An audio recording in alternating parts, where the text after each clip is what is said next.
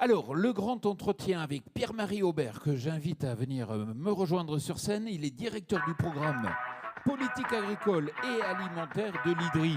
L'IDRI, c'est quoi? C'est un think tank qui a pour mission de faciliter la transition vers le développement durable. Ingénieur forestier, agronome, docteur en sociologie politique de formation, ses travaux portent sur les interactions entre développement agricole d'une part, sécurité alimentaire et conservation de la biodiversité à 3 échelles, au niveau local, au niveau national et à l'échelle de la planète. Et justement, au travers de votre intervention, vous allez nous expliquer comment les entrepreneurs des territoires peuvent aujourd'hui contribuer à relever les grands défis de l'agriculture et comment peut-être ils peuvent valoriser ces services. À vous. Merci beaucoup Jean-Paul, merci beaucoup à toutes et tous pour l'accueil, merci pour l'invitation. Jean-Paul m'a présenté en quelques mots.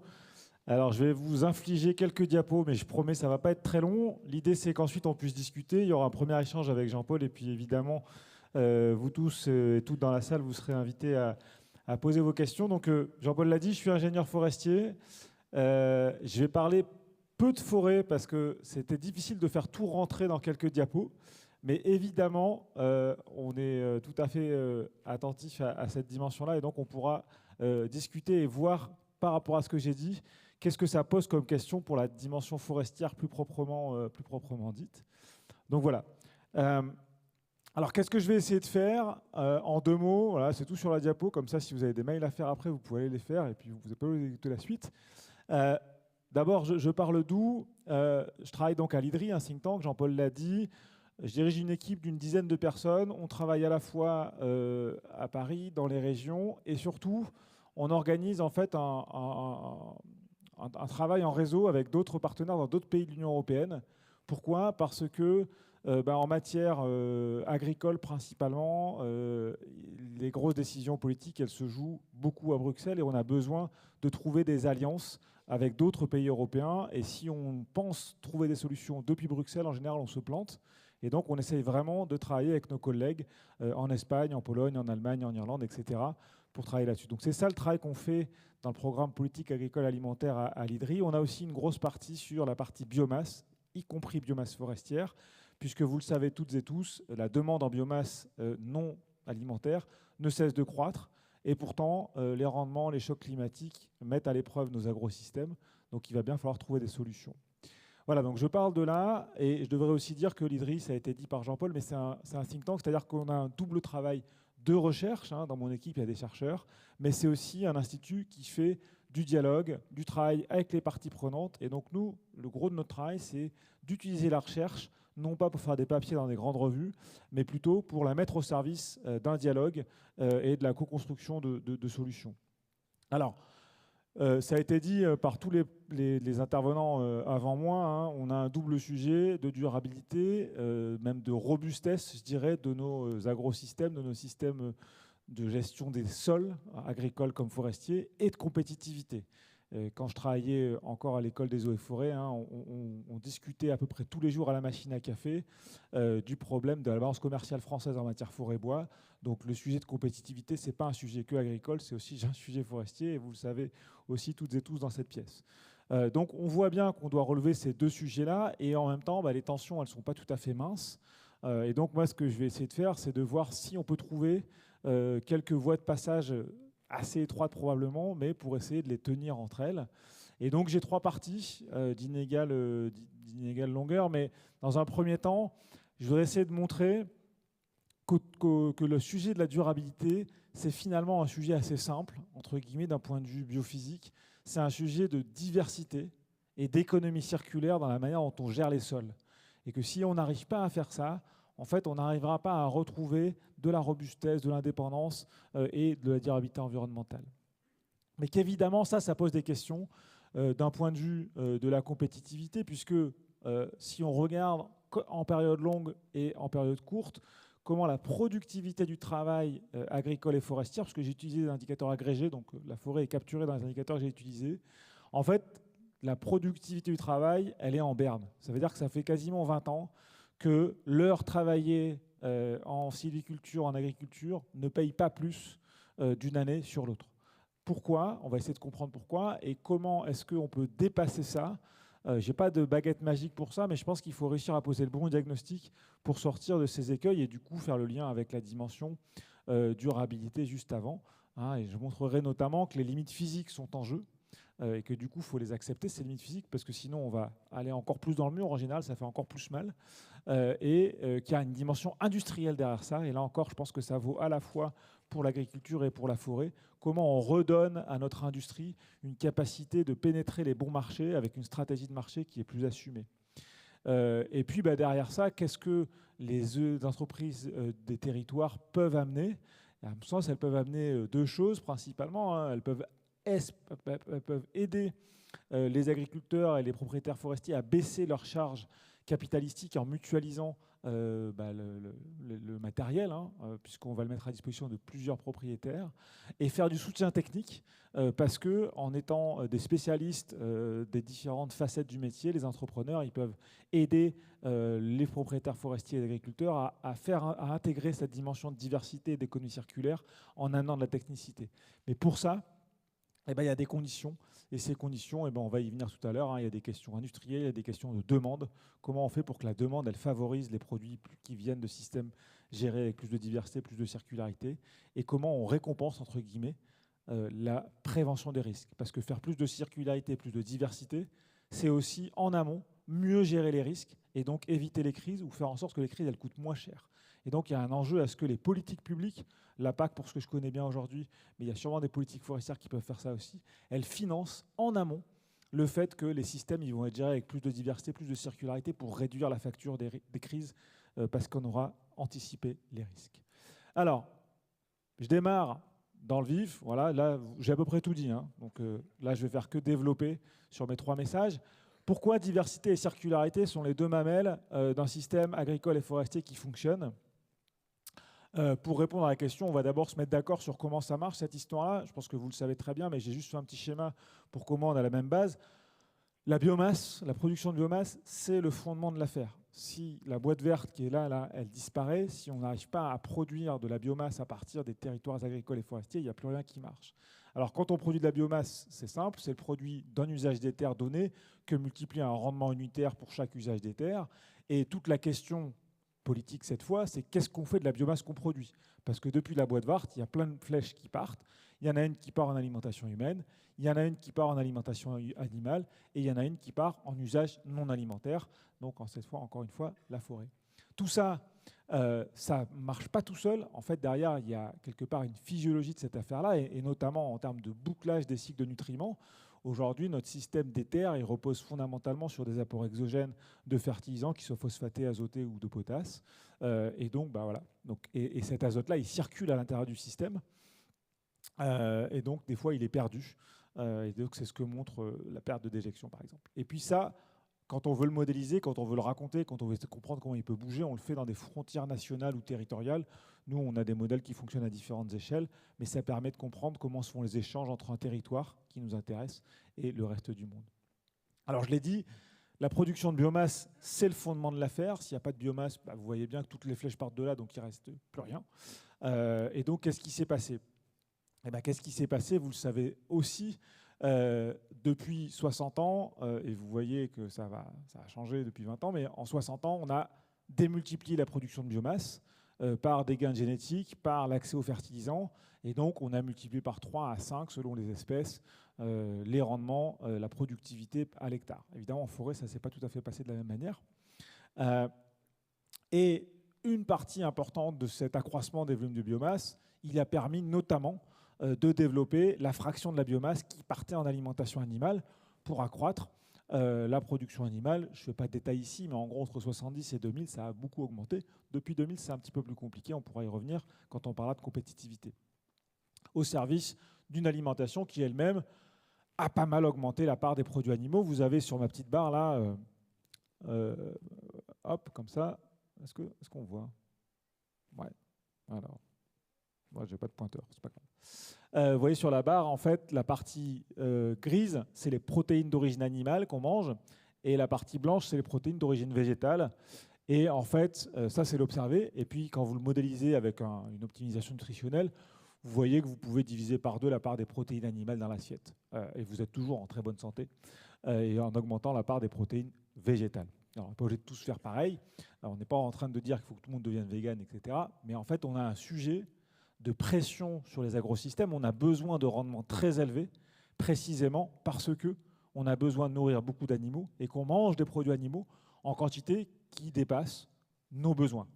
Encore une fois, je ne suis pas en train de dire tout le monde devient végétarien. Je suis en train de dire qu'il y a peut-être une mesure à retrouver qui permettrait de réduire la pression sur les agrosystèmes, de retrouver des marges de manœuvre, y compris pour alimenter la boîte des usages non alimentaires dont je parlais tout à l'heure. Tout ça repose fondamentalement sur les importations. On parle beaucoup de souveraineté alimentaire ou souveraineté tout court, forestière en bois. En réalité, notre système, indépendamment du fait qu'on a perdu en compétitivité et qu'on est devenu importateur net en valeur, il est très peu souverain. Pourquoi ? Parce qu'on importe massivement des intrants phosphatés, azotés, et on importe massivement de l'aliment pour animaux. Une manière de le représenter, c'est de se dire, c'est de faire un schéma encore plus simple.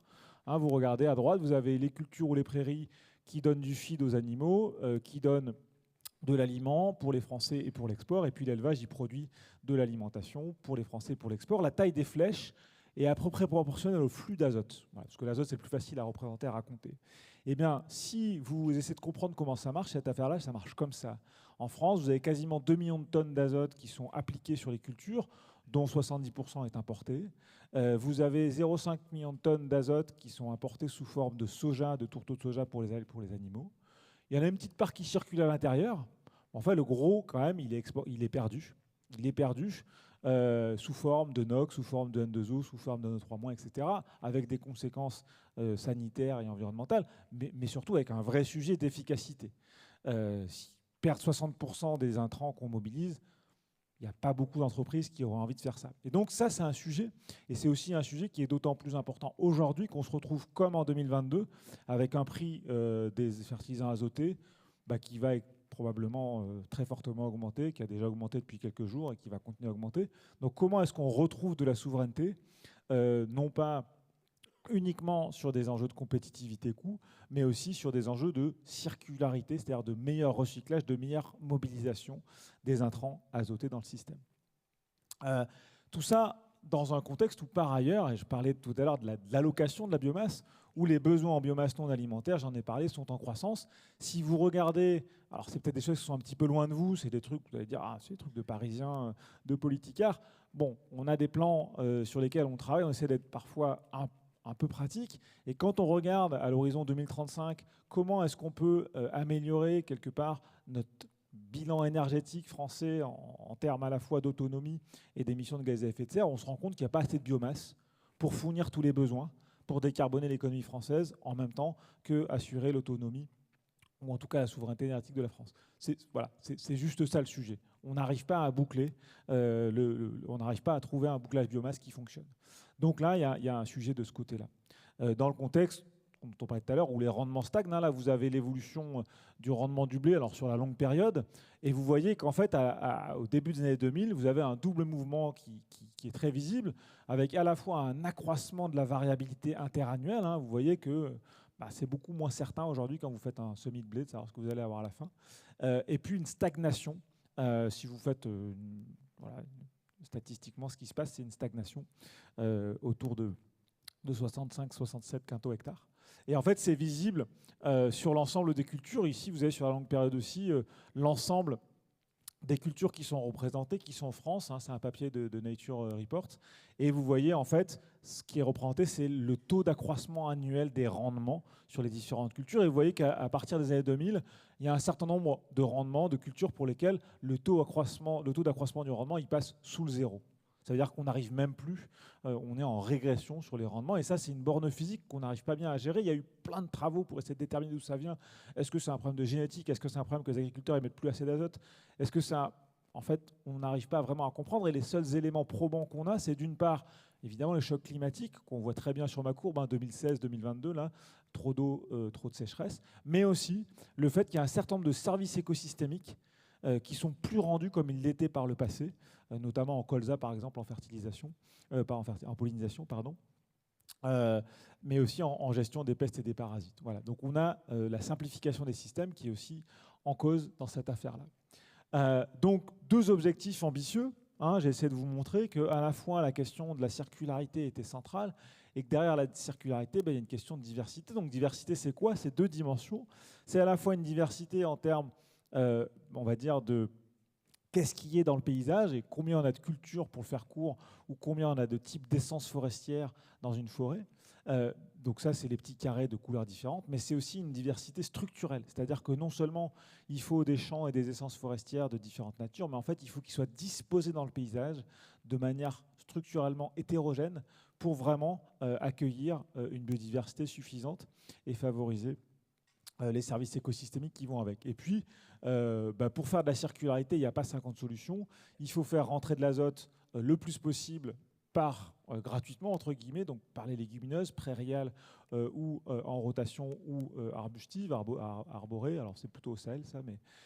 et puis il faut recycler cet azote du mieux possible. Ce schéma-là, il présente un scénario un peu radical, j'en conviens assez facilement, mais qui a le mérite de s'affranchir de l'azote minéral de synthèse comme des importations de soja et de boucler à l'échelle européenne et de nourrir 530 millions d'Européens d'ici 2050. Alors qu'est-ce que ça veut dire?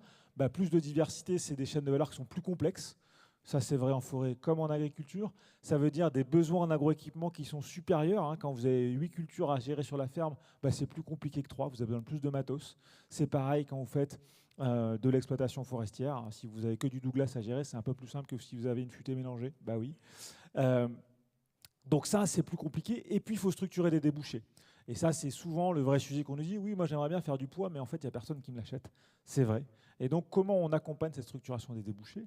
Et la circularité, en général, elle s'appuie sur la diversité, à la fois à l'échelle des rotations. C'est bien parce qu'on aura des légumineuses en rotation qu'on aura de l'azote gratos. Et c'est bien parce qu'on pourra mettre des animaux avec des végétaux qu'on pourra recycler cet azote et faire en sorte qu'on ait moins besoin d'avoir recours à des fertilisants minéraux de synthèse. Et ça, ça pose des questions économiques importantes. Si on veut des chaînes de valeur qui sont structurées différemment, si on veut des débouchés différents, et si on veut plus de matos parce qu'on a besoin de gérer plus de diversité, il va falloir trouver les moyens de le financer. Et donc, pour trouver comment le financer, faut d'abord comprendre où on en est, dans quelle situation on est aujourd'hui en matière de compétitivité. On est sur un marché ouvert. C'est une réalité avec laquelle il faut qu'on compose, ou alors il faut dire qu'on veut changer les règles du marché. C'est aussi une solution politique, mais dans ce cas-là, il faut s'apprêter à travailler sur un temps plus long. Donc comment on fait aujourd'hui? Alors qu'est-ce qui s'est passé? Pour commencer, moi je vais essayer de vous parler de productivité du travail. Ce n'est pas la même chose que la compétitivité, mais c'est un proxy que je trouve extrêmement utile. Donc la productivité du travail, il y a 3 équations, désolé d'avance, mais je pense qu'elles vont être assez simples à comprendre. Y, c'est votre valeur ajoutée brute. Et L, c'est labor en anglais, c'est le travail. Donc la productivité du travail, c'est Y sur L. C'est donc combien d'euros de valeur ajoutée vous dégagez par unité de travail. Voilà, c'est ça l'idée. Et donc c'est un bon proxy de la compétitivité en courte période, parce qu'en fait le coût du travail, il est à peu près le même, il reste stable en courte période. Donc votre productivité, quand elle évolue à la hausse ou à la baisse, elle dit quelque chose de votre compétitivité par rapport à vos concurrents. Et sur la longue période, vous allez le voir, c'est un super bon indicateur pour comprendre comment la société s'est transformée. Alors, si on part du fait que votre valeur ajoutée, c'est une quantité fois un prix, ça c'est votre chiffre d'affaires, moins vos charges. Dans vos charges, il y a 2 dimensions, il y a vos consos intermédiaires et votre capital. Je vais surtout parler du capital.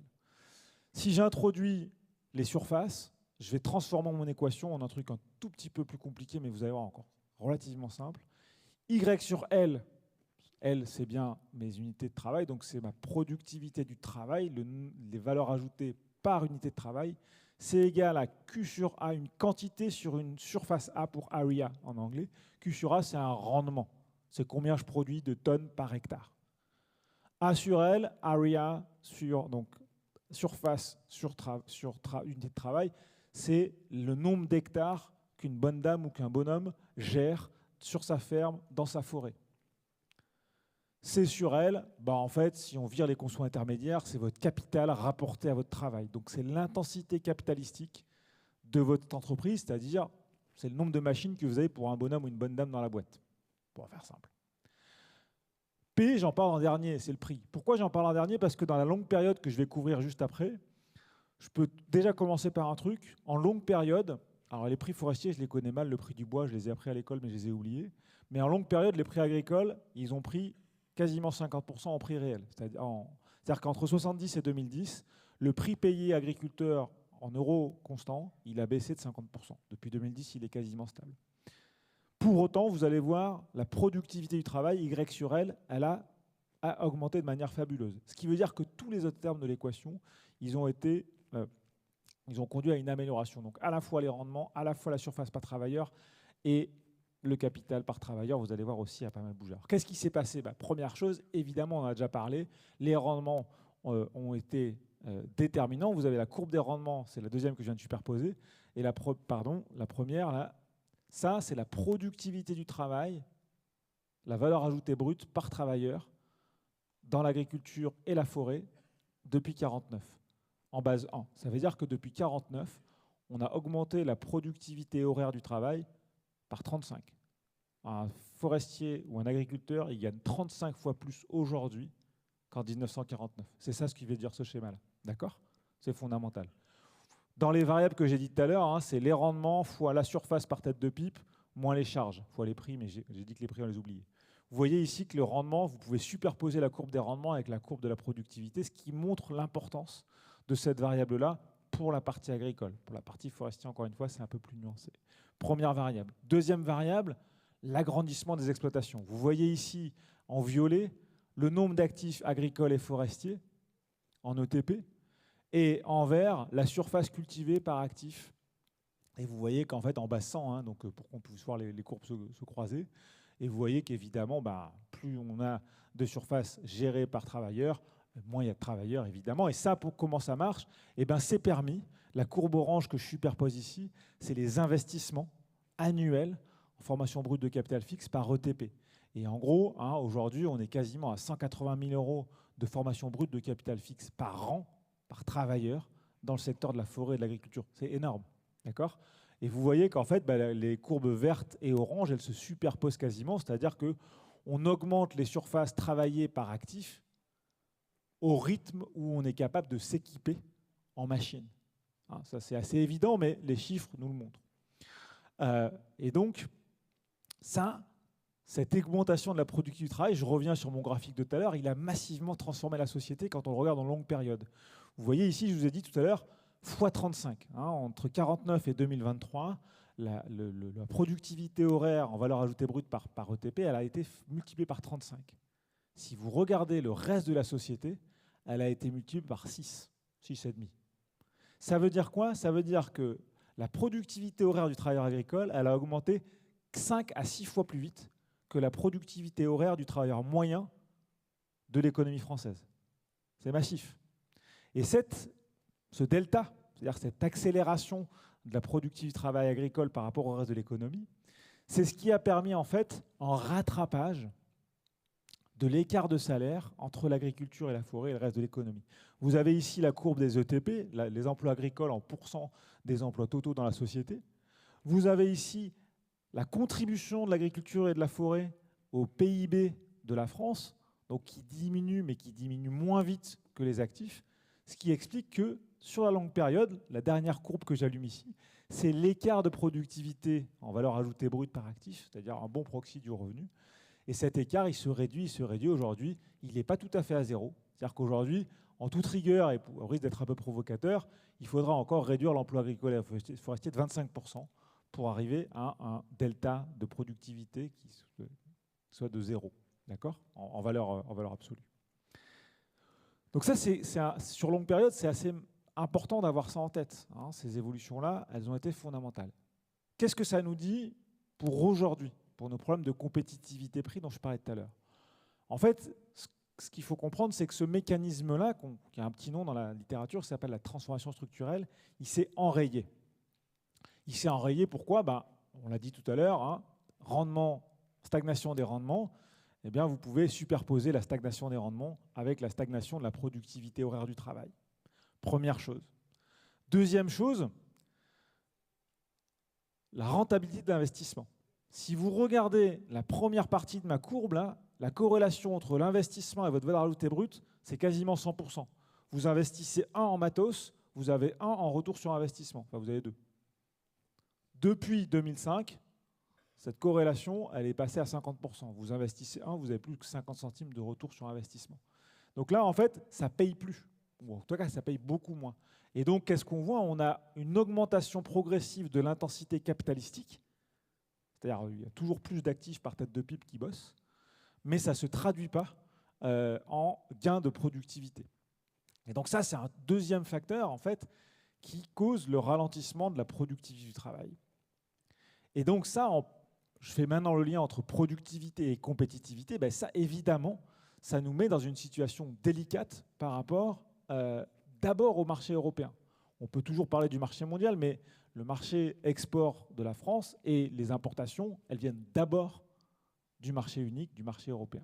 Alors vous avez sur ce petit graphique là quelques pays assez contrastés où vous avez ici le capital fixe immobilisé par ferme et pas ramené à l'actif, uniquement à la ferme, dans différents pays en 2005. Et je vais allumer 2020 en une seconde. Et vous voyez la différence déjà en 2005 entre, par exemple, donc ça c'est les granivores, donc les porcs et les poulets, ça ne concerne pas tout à fait les ETA, enfin quoique vous faites les travaux végétaux pour ces gens-là parfois.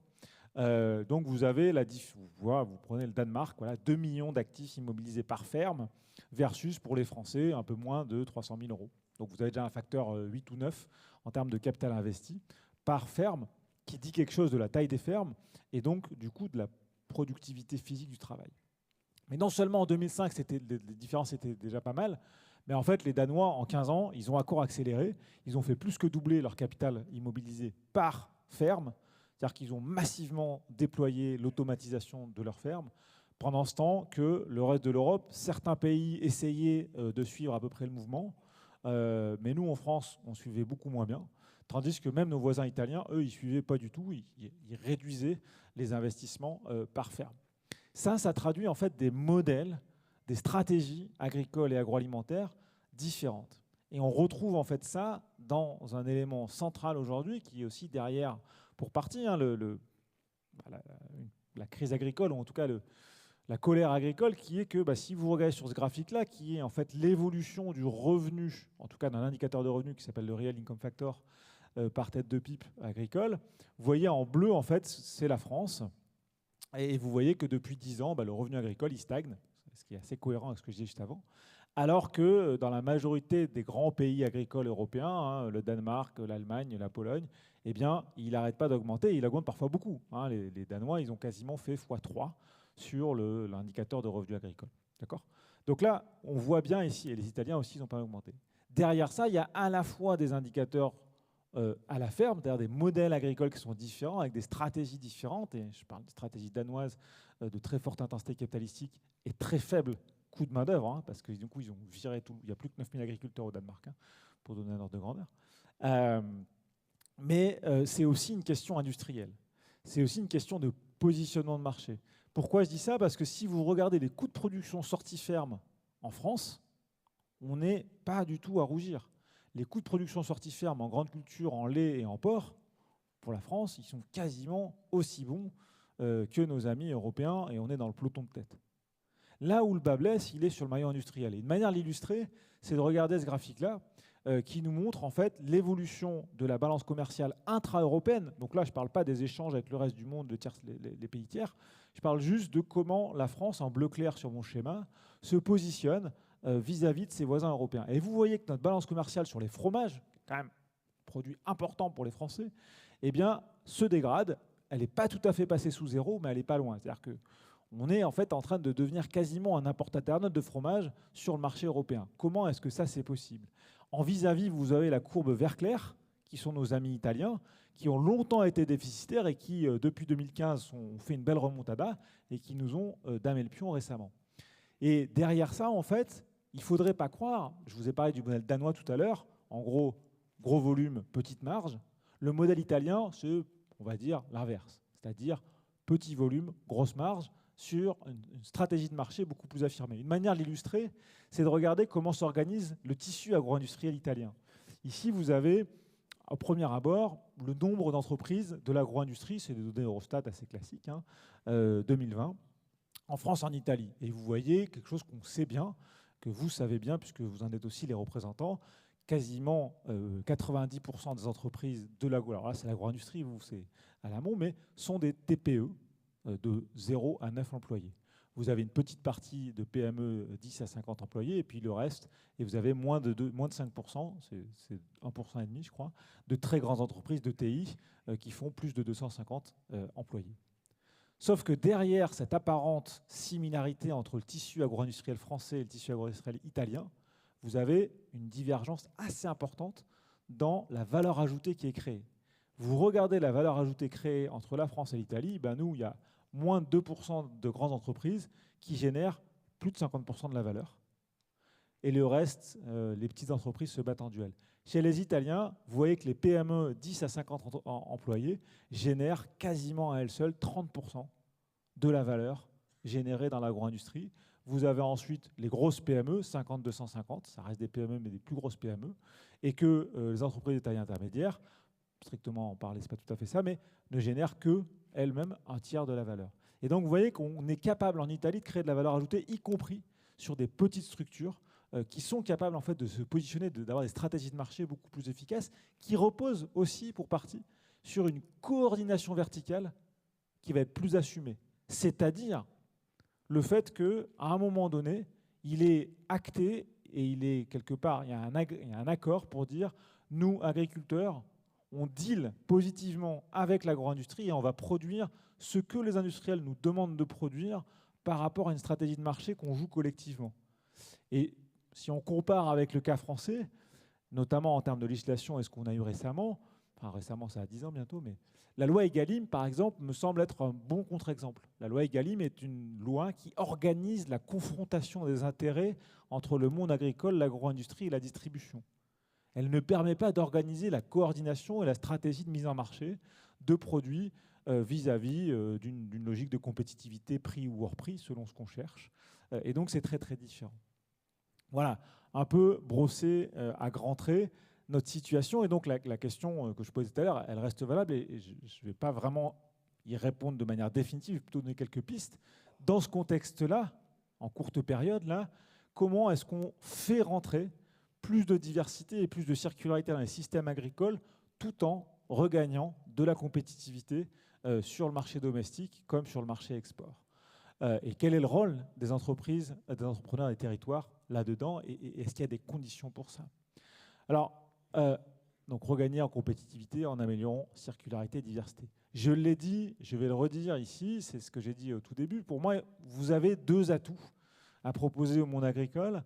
Vous avez un premier atout qui est que dans un monde où l'investissement capital paye moins, vous avez la chance de proposer une manière de réduire ou de disperser quelque part le coût du capital entre plusieurs exploitations. Alors, je sais que ça pose des problèmes logistiques. Hein.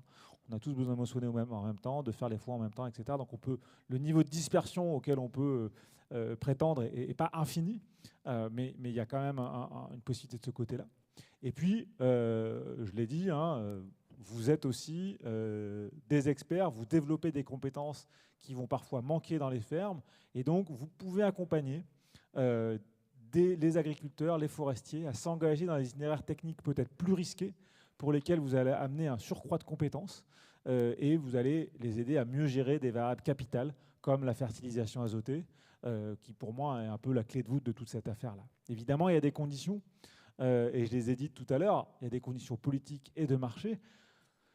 Tout ce qu'on vient de se dire sur plus de diversité, plus d'économie circulaire, eh bien, c'est de la gestion de risque exemptée en amont. C'est une manière de réduire ses dépendances, et réduire ses dépendances, je l'ai dit, c'est réduire ses risques. Quand on sait, j'aurais dû mettre un petit graphique ici, que le coût de gestion des crises sanitaires, climatiques en France a été multiplié par quasiment 10. On est passé de 300 millions à plus de 2 milliards par an, 2,5 milliards de gestion de crise en matière agricole. Je ne parle même pas des crises forestières, je n'ai pas les chiffres. Et qu'au niveau européen, c'est la même chose, avec des distorsions de marché sur le marché commun fondamentales et des montants qui sont imputés sur le budget de l'État dans un contexte où il y a quand même moins en moins de fric dans les caisses.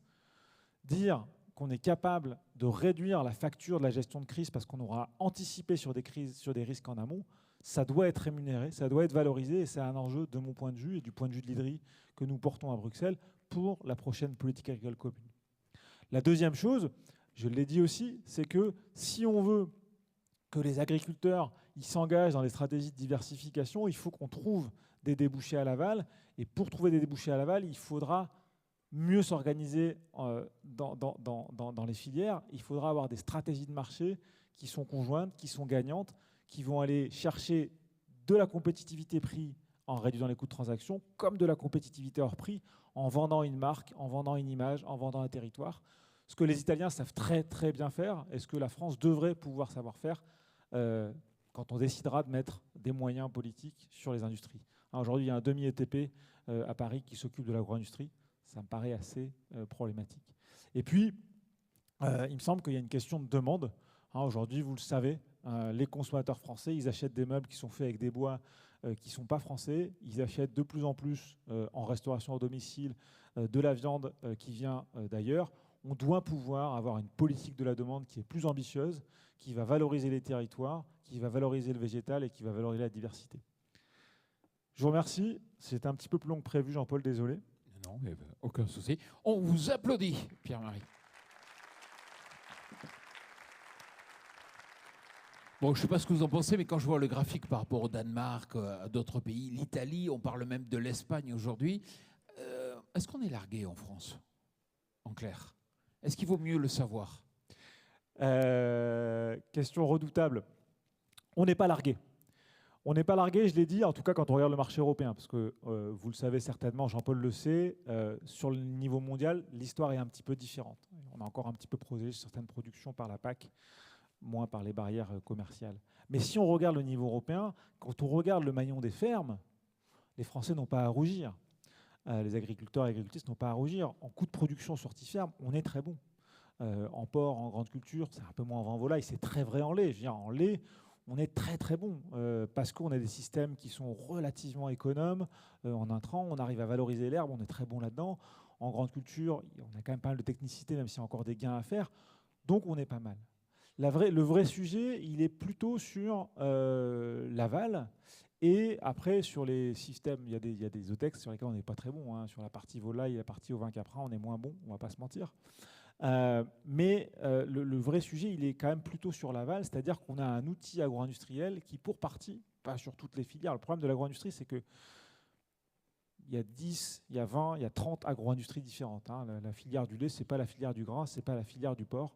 Voilà, vous ne pourrez rien y faire. Donc, je vais faire des généralités qui sont parfois problématiques. Mais en tout cas, ce qui est certain, c'est qu'on a, pour une part importante des filières, un appareil agro-industriel qui est parfois vieillissant, qui est en surcapacité. Le cas de la meunerie, je n'ai pas montré le graphique de la meunerie, mais vous savez peut-être, à mon grand désarroi, que depuis 2005, c'est-à-dire depuis plus de 20 ans, la France est importatrice nette de farine.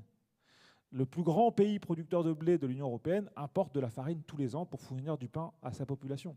D'Allemagne, par exemple, donc, pays voisins. On a un outil industriel qui est pour partie vieillissant, c'est-à-dire que pour le cas de la meunerie, qui a eu ses grandes heures de gloire dans les années 90, début 2000, et qui ne s'est pas restructuré. C'est la même chose dans les abattoirs de volailles, qui sont en train de se restructurer. Ça a été pendant un moment la même chose en porc. Donc là, on a besoin de restructurer, et donc il faut un peu d'argent public pour dérisquer de l'investissement privé et pour donner envie à des gens d'y aller. Et il faut encore une fois de l'interprofessionnel. La France a été pionnière dans le fait de mettre en place ces interprofessions. Je pense qu'il y a encore du chemin pour que ces interprofessions elles soient demain des vrais stratèges de mise en marché. Et je recevais la semaine dernière donc, le vice-président de l'ANIA qui me disait que depuis 20 ans, il y avait peut-être 3/4 des entreprises de l'ANIA, donc de l'industrie agroalimentaire, qui n'avaient pas investi depuis 20 ans. Pour vous donner un ordre d'idée quand même de l'état aujourd'hui l'investissement. Est-ce qu'on a fait des mauvais choix? On a beaucoup dit, on va faire du haut de gamme. Est-ce que dans le choix justement du positionnement alimentaire, on a fait une erreur? C'est dur comme question, Jean-Paul. Je vais répondre indirectement, et après je vais venir à ta question. Je vais répondre en disant que, d'où je parle encore une fois, à l'IDRI, on est là pour accompagner les transitions vers une plus grande durabilité. Je dis ça pourquoi? Parce que juste après, je vais mettre en question d'une certaine manière les choix qui ont été faits sous le quinquennat de Hollande avec le projet agroécologique. Non pas que le projet agroécologique n'était pas une bonne chose dans sa philosophie. C'est-à-dire que l'idée d'aller vers plus de diversité, de circularité, c'était au cœur de ce que Le Foll racontait. Je peux en parler parce qu'on en a pas mal parlé ensemble. Mais la manière dont ça a été mis en œuvre, et encore plus la manière dont ça a été repris sous le premier quinquennat d'Emmanuel Macron avec le discours de Rungis, en disant la montée en gamme va être ce qui va nous permettre de sortir notre épingle du jeu, oui, à un certain moment, ça a été une erreur de croire que l'ensemble du marché allait pouvoir basculer vers une économie de gamme d'une certaine manière et que les Français allaient tous finalement manger du milieu et du haut de gamme. Ben non, c'est pas vrai. Et à au premier choc économique, vous comme moi, comme l'ensemble des concitoyens, ont fait des arbitrages budgétaires et ont reporté leur consommation alimentaire vers des produits que l'agriculture française et surtout l'industrie française ne savait plus produire. Ces choix-là, ils ont été problématiques. Je pense qu'aujourd'hui, on n'a pas pris la mesure de ce que ça voulait dire, de ce que ça supposait de nouveaux investissements et de stratégies renforcées, renouvelées, pour aller regagner ces segments de marché. Alors, on a quelques boulets, mais est-ce qu'on a pour autant l'espoir de pouvoir les alléger? C'est-à-dire, est-ce qu'on peut espérer que ça s'arrange? Je pense que du point de vue de la France, et avec ma casquette d'agronome, évidemment qu'on a beaucoup d'atouts. On a beaucoup d'atouts parce qu'on a un territoire d'une grande diversité, on a quand même un territoire d'une grande productivité physique. Enfin, je veux dire, les rendements de la France sont parmi les meilleurs d'Europe, de l'Ouest et donc du monde.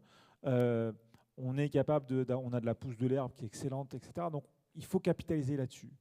Après, on a aussi une marque France qui a encore une certaine aura et sur laquelle il faut réussir à recapitaliser. Là-dessus, je pense qu'il y a un sujet. C'est-à-dire qu'on a, d'une part, sur le marché intérieur, trop longtemps cru que le marché intérieur était un marché captif. C'est-à-dire que les Français allaient acheter français, point. Ce n'est pas vrai. C'est de moins en moins vrai. C'est surtout de moins en moins vrai à mesure que la consommation s'oriente vers des plats plus transformés, puisque l'origine des ingrédients des plats transformés devient invisible en fait pour le consommateur. Donc plus l'alimentation est transformée, plus l'origine France, on s'en fout. Donc voilà. Première chose, donc, se repositionner sur le marché domestique, il faut aller chercher des parts de marché sur les produits plus transformés peut-être. Et deuxième chose, à l'export, on est ravis, et on a de bonnes raisons de l'être, de la multiplicité de nos AOP, de nos AOC, que ce soit en fromage, que ce soit en pinard, que ce soit en charcuterie, etc. Il faut voir, et peut-être certains dans cette salle sont très très au clair là-dessus, que cette diversité est totalement illisible à l'export et que les fromages italiens, pour reprendre cet exemple-là une énième fois, sont beaucoup plus lisibles. Ils ne sont pas spécialement plus durables environnementalement, soyons clairs, mais ils ont une beaucoup plus grande lisibilité parce qu'ils sont beaucoup plus simples. Il y a quelques produits sur lesquels on cible et c'est la fin de l'histoire. Nous, avec nos 350 AOP en fromage, on n'exporte pas, on n'y arrive pas. Et quand aujourd'hui, on voit qu'on est à quasiment 30% de surproduction laitière sur le Saint-Nectaire, ça fait mal au cœur. Donc allez acheter du Saint-Nectaire quand vous sortez d'ici. Mais voilà, ça veut aussi dire que le Saint-Nectaire, ce n'est pas un produit qu'on peut exporter. Alors, quand on regarde la situation malheureusement compliquée dans laquelle on est cette semaine avec le conflit iranien, est-ce que ça va être un crash test? Est-ce que ça va révéler une situation peut-être plus difficile, plus catastrophique qu'on imagine? C'est très dur à dire. 2022 était déjà un crash. 2020 aussi. 2022, donc 2020 Covid, 2022 guerre en Ukraine. Ce qui est frappant, c'est de constater à quel point le retour à la normale a été rapide après 2022. Nous, à l'IDRI, on a énormément échangé avec la profession, avec les acteurs politiques, pour essayer de tirer les leçons de ça et de faire, dans mon jargon de bruxellois, du build back better, donc comment on reconstruit en mieux après le Covid et après la guerre en Ukraine. Finalement, il y a deux facteurs qui ont joué contre nous. D'une part, les prix des engrais en fait, sont assez vite, tout est relatif, mais assez vite redevenus quasiment normaux. Et d'autre part, pendant que les prix des engrais étaient très hauts, les prix des céréales étaient encore plus hauts. Donc en fait, les céréaliers, pour ne pas les citer, ils ne voyaient pas trop l'intérêt de faire différemment de ce qu'ils avaient toujours fait. C'est juste qu'en fait, ça faisait un compte de résultat qui était plus haut, mais le bénéfice à la fin était même meilleur. Donc la vraie question que nous pose Jean-Paul, là, c'est est-ce que ce qui se passe là, ça va frapper plus durement encore que ce qui s'est passé en 2020 et 2022, le monde agricole et forestier? Et si oui, est-ce qu'on va avoir des pivots assez structurants. Et moi, mon impression, c'est qu'il ne pourra y avoir de pivot que si, à un certain moment, il y a un choix européen, alors soit que les Français, avec des alliés, arrivent à tordre le bras à tout le monde, voilà, et que deux, ce choix européen se traduit aussi par des décisions en matière de politique commerciale. Ce que je veux dire, c'est que dans le contexte du marché mondial dont j'ai peu parlé, parce que je me suis focalisé sur les différentiels de compétitivité intra-européens, mais dans le contexte mondial dans lequel on est, des choix qui vont aller vers plus de robustesse des systèmes agricoles et forestiers, c'est-à-dire plus de diversité d'économie circulaire, aujourd'hui, ils reposent au moins dans un premier temps sur des investissements peu productifs ou pas du tout productifs. Et donc, pour assumer ces investissements-là, il faut avoir la garantie qu'on ne va pas se faire damer le pion par tout un tas d'importations. Et donc là, on a besoin d'avoir des choix de politique commerciale qui sont relativement forts, sans dire qu'on revient à un protectionnisme à tout crin, hein, mais qui dit, ben non, en fait, nous, on a besoin de produire comme ça pour faire ce pivot-là. Et donc, dans les 5 années qui viennent, pendant qu'on gagne en compétences et qu'on réduit nos coûts de production sur cette manière de produire-là, on n'accepte pas d'importer des trucs qui ne sont pas faits comme ça. Voilà. Au-delà du constat, il faut trouver des solutions. Enfin, c'est bien, maintenant il faut avancer. Et c'est vrai que les politiques publiques doivent imaginer qu'aujourd'hui, il ne faut plus viser seulement le rendement, il faut être capable d'assurer une souveraineté, d'avoir une approche de la biodiversité, d'avoir une approche beaucoup plus globale. En quoi les EDT et les entreprises de travaux forestiers dans la salle peuvent y participer? Ben ça, moi j'ai essayé de l'évoquer et je vais faire un aveu, je connais mal finalement la diversité de vos structures et l'ensemble des choses que vous faites. Je vous connais à travers la littérature, je vous connais à travers les échanges que j'ai eus avec la Fédération nationale qui m'a invité ce jour, mais je n'ai jamais pris le temps d'avoir un échange approfondi avec chacun d'entre vous ici. Mais il me semble assez évident qu'il y a un besoin de technicité que les agriculteurs avec lesquels on échange, dont ils témoignent. Ce besoin de technicité, il ne va pas venir de la ferme toute seule, de l'agriculteur ou de l'agricultrice lui-même ou elle-même. Donc il va falloir qu'il y ait un apport de technicité de l'extérieur. Donc c'est une question que moi j'ai envie de vous poser. À quel point la prise de risque associée à des nouveaux itinéraires techniques, est-ce que c'est quelque chose que vous, dans vos entreprises, vous avez la capacité de prendre en charge par de la formation, par de l'expérimentation, etc. Quel est le niveau de risque financier, économique qui est envisageable, qui est faisable, et comment vous le négociez, ce risque, avec votre client? Voilà, ça je ne sais pas. J'ai envie de faire le pari que ça peut marcher, mais c'est une question que je vous pose aussi.